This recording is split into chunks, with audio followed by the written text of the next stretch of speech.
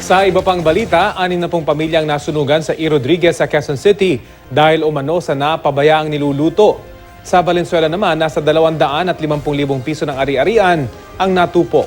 Balitang hatid ni Athena Imperial.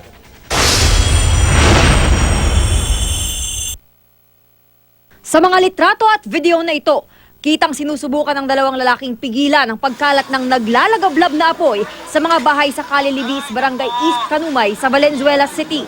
Nagsimula umano ang apoy sa tahanan ng pamilya Espejo. Kwento ng may-ari ng bahay, sa ikalawang palapag daw ng kanilang tahanan nagmula ang apoy. Yung apo ko natulog doon, tapos sumisigaw siya, sabi niya may sunog. Palagay ko sa kuryente. Baka dumikit yung electric pan doon sa igaan niya.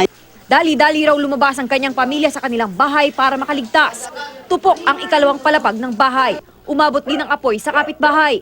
Ayon sa Bureau of Fire Protection Valenzuela, 6 na pamilya ang apektado ng sunog. Alas 9:43 ng gabi po ay na-fire out po natin. Almost slightly over 1 hour po ay fire out na po siya.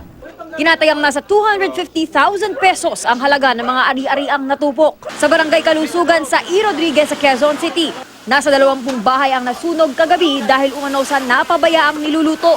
Dahil gawa sa light materials at dikit-dikit ang mga bahay, agad kumalat ang apoy. Naging pahirapan din ang pagpasok sa lugar dahil sa makikitid na daan. Nagsimula po kasi yung sunog sa may gitna ng mga structure at saka yung mga structure dito is mostly old houses, old structure at mga kahoy nga po yung mate niya. So mabilis po yung kalat ng apoy kaya nahirapan po yung mga kasama natin na i-control kaagad.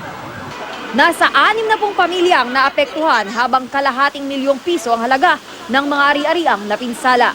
Athena Imperial, GMA News.